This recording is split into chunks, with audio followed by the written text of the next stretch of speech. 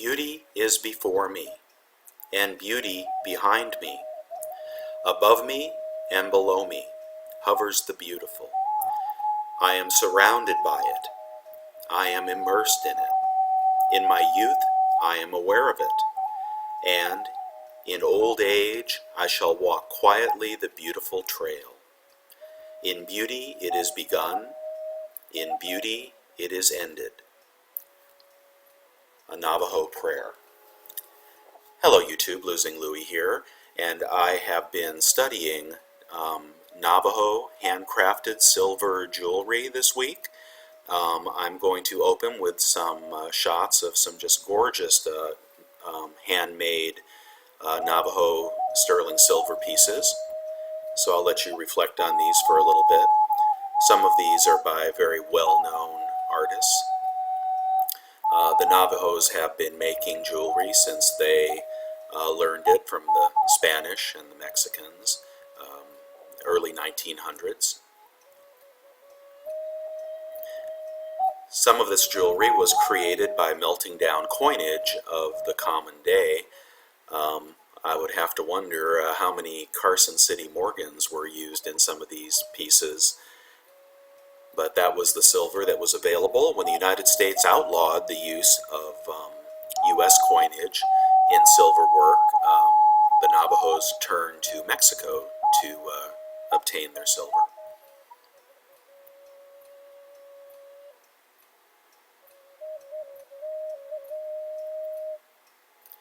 And silver is not just a coin, it is not just bullion.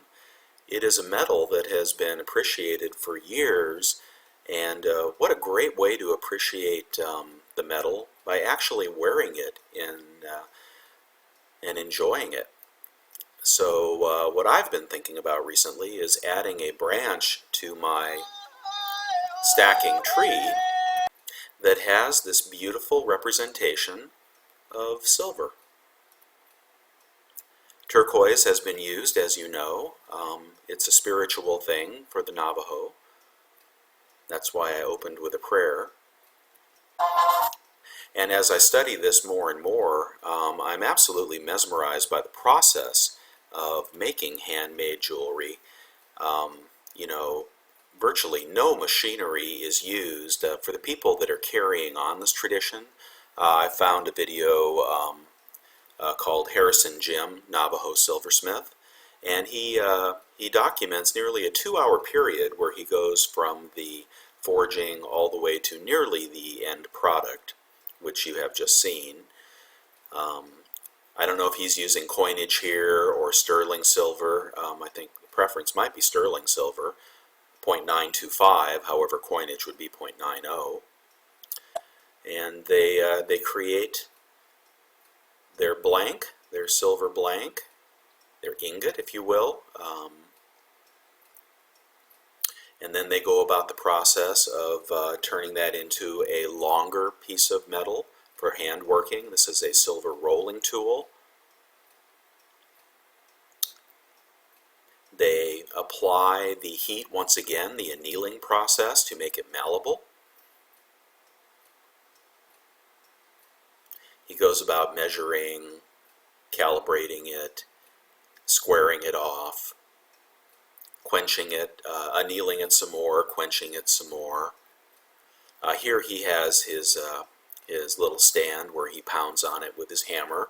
That's leather, I believe, that he's using to cushion the piece as he hammers it. He is using files to take off the burrs.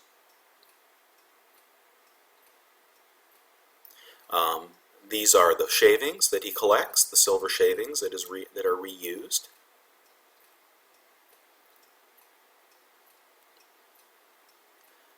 He makes 2 pieces out of one to work now and one to be used later. Here he examines a piece of turquoise for possible inclusion in the piece.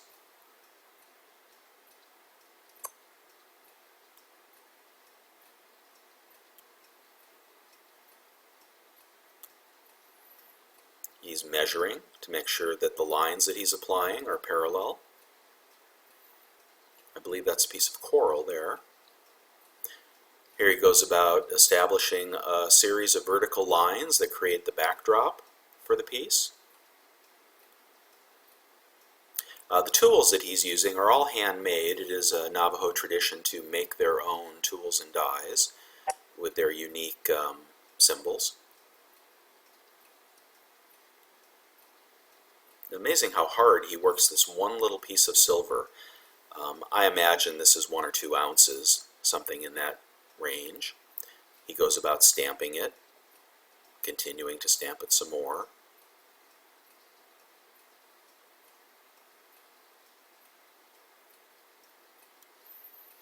Pretty soon it will start to look like a piece of jewelry. We'll have a close-up of this in just a moment. Here we go. Getting nice. This is all hand done and mostly by eye.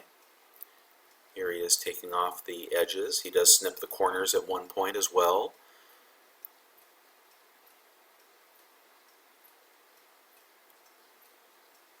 Now he begins the process of curving it to turn it into a cuff. What he has is an old maple stump that has an indentation in it, and he goes about hitting this with a die to create the curvature. That's over a piece of leather that's over a hole in the stump.